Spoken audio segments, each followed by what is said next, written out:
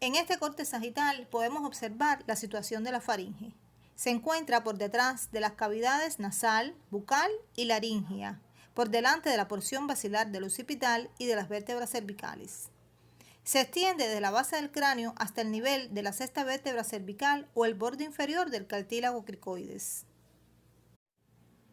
En la diapositiva tenemos una vista posterior de la faringe, donde su pared posterior ha sido abierta y a través de la misma podemos observar las cavidades que se encuentran por delante, la cavidad nasal, la cavidad oral y la cavidad laringea. Precisamente por la relación con estas cavidades tenemos que la faringe se divide en tres porciones: la nasofaringe, la orofaringe y la laringofaringe. A continuación vamos a ver el límite entre cada una de sus porciones. La nasofaringe se extiende desde la base del cráneo hasta el borde inferior de las coanas. La orofaringe se extiende desde el borde inferior de las coanas hasta una línea horizontal que pasa por el extremo superior de la epiglotis. Y la laringofaringe se extiende desde esta misma línea horizontal que pasa por el extremo superior de la epiglotis hasta el borde inferior del cartílago cricoides o a nivel del borde inferior de la sexta vértebra cervical. En esta diapositiva, donde tenemos un corte sagital, podemos apreciar las tres porciones de la faringe: la nasofaringe por detrás de la cavidad nasal, la orofaringe por detrás de la cavidad bucal y la laringofaringe por detrás de la cavidad laringea. Continuamos con el estudio de la faringe, precisamente con la porción superior o nasofaringe. A través de este corte sagital podemos apreciarla. En la nasofaringe describimos una pared superior o fornix, una pared posterior y dos paredes laterales. Cada pared lateral presenta el orificio faríngeo de la tuba auditiva, que la comunica con la cavidad timpánica del oído medio. Este orificio se encuentra limitado por arriba y por detrás por el rodete tubario, que no es más que un engrosamiento de la mucosa. Existe un cúmulo de tejido linfoide que se halla entre el paladar blando y el orificio de la tuba, llamada tonsila tubaria. Además, otra concentración de tejido linfoide se encuentra entre las paredes superior y posterior, denominada tonsila faríngea o adenoides. Esta última es impar y de mayor tamaño que la anterior. En los niños, al inflamarse, provoca la enfermedad conocida como adenoiditis. En esta diapositiva observamos una imagen que nos muestra una vista superior de la lengua anteriormente y en la parte posterior una vista de la orofaringe o de parte de la orofaringe. Recordemos que el límite entre la cavidad bucal y la orofaringe es el istmo de las fauces, por lo que todos aquellos detalles que estén situados por detrás del istmo de las fauces están incluidos en la orofaringe. Este segmento de la faringe, es decir, la orofaringe, es un segmento mixto, donde se realiza el cruzamiento de las vías respiratorias y digestivas, por lo que tiene funciones de ambos tipos. En esta porción de la faringe se encuentran los pliegues palatofaringer, la tonsila palatina, la cual se encuentra situada en la fosa tonsilar. Esta fosa queda delimitada por delante por los pliegues palatoglosos y los pliegues palatofaringios por detrás. También se encuentran en la orofaringe la raíz de la lengua, la tonsila lingual, los pliegues glosoepiglótico medio y laterales, así como las bayéculas epiglóticas. En este corte sagital podemos apreciar la nasofaringe y la orofaringe. Se pueden apreciar algunos detalles de la orofaringe, como son la tonsila palatina, situada en la fosa tonsilar.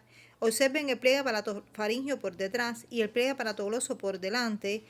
Y además se puede apreciar otro detalle de la orofaringe, que es la raíz de la lengua. Recuerden que el pliegue palatogloso constituye uno de los límites del istmo de las fauces. Por tanto, no se incluye entre los detalles a describir en la orofaringe. Estamos observando en esta imagen una vista posterior de la faringe, en la cual ha sido abierta su pared posterior.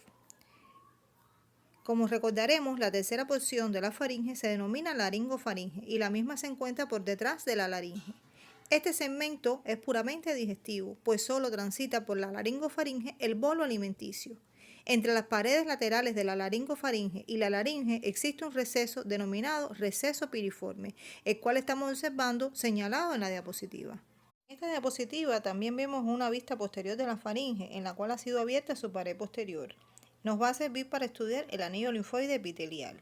Como recordamos, en la nasofaringe y en la orofaringe tenemos tonsilas o amígdalas que se denominan tonsila faríngea y tonsilas tubáricas en la nasofaringe y tonsila lingual y tonsilas palatinas en la orofaringe. Estas tonsilas, junto al tejido linfoide que se encuentra en la pared posterior de la faringe, forman un anillo linfoide epitelial, conocido también como anillo de Waldeyer, que es muy importante, pues protege al organismo de infecciones que penetran por las cavidades nasal y la cavidad bucal. A continuación vamos a estudiar algunas de las relaciones anatómicas de la faringe.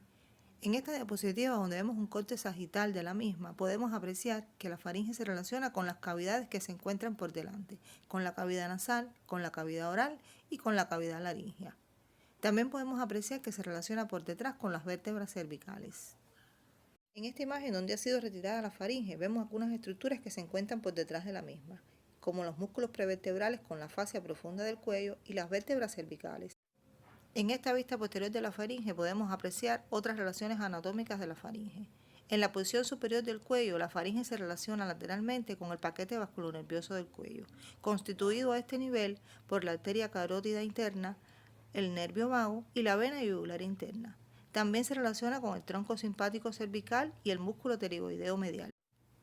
La parte superior de la faringe también establece relaciones anatómicas con otros nervios craneales, además de relacionarse con el nervio vago, como vimos anteriormente. Se relaciona con el nervio glosofaringeo o noveno nervio craneal, con el nervio hipogloso o duodécimo nervio craneal, y aunque no está señalado en la diapositiva, también establece relaciones con el onceno nervio craneal o nervio accesorio.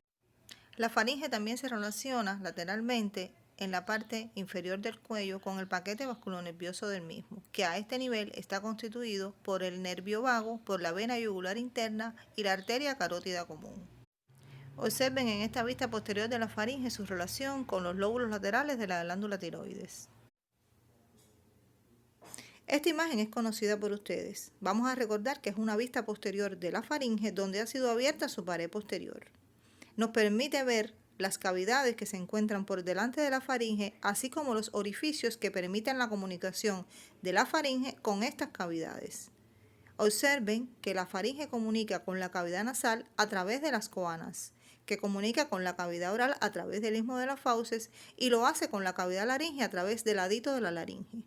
También deben recordar que en las paredes laterales de la nasofaringe existe un orificio denominado orificio faríngeo de la tuba auditiva, que permite la comunicación de la faringe con la cavidad timpánica. En este corte sagital podemos apreciar el orificio faríngeo de la tuba auditiva. A través del mismo es que se establece la comunicación entre la nasofaringe y la cavidad timpánica. Ahora comenzaremos con el esófago. El esófago es el tercer segmento del canal alimentario, es continuación de la faringe y constituye un conducto músculo-membranoso que tiene función mecánica como vía de paso del bolo alimenticio en el acto de la deglución. A través de esta vista lateral, donde han sido retiradas la mayor parte de las paredes de las cavidades torácica y abdominal, podemos observar la situación y la extensión del esófago. Observen cómo se encuentra situado por delante de la columna vertebral y se extiende desde el borde inferior del cartílago cricoides o del nivel de la sexta vértebra cervical hasta el nivel de la oncena vértebra torácica, donde se continúa con el estómago. Tiene una longitud aproximada de 25 centímetros y en el mismo se describe en tres porciones: la cervical, la torácica y la abdominal. Esta diapositiva nos permite estudiar el trayecto del esófago. Observen cómo a través de esta imagen podemos ver que comienza en el cuello, atraviesa el tórax, ubicándose primero en el mediastino superior y después en el mediastino posterior, para luego pasar al abdomen por el hiato esofágico del diafragma. Observen también que para poder visualizarlo fue necesario retirar parte de las paredes laterales y anterior de las cavidades torácica y abdominal, y también parte de los órganos contenidos en las mismas. Observen en la diapositiva las porciones del esófago y los límites entre cada una de estas porciones.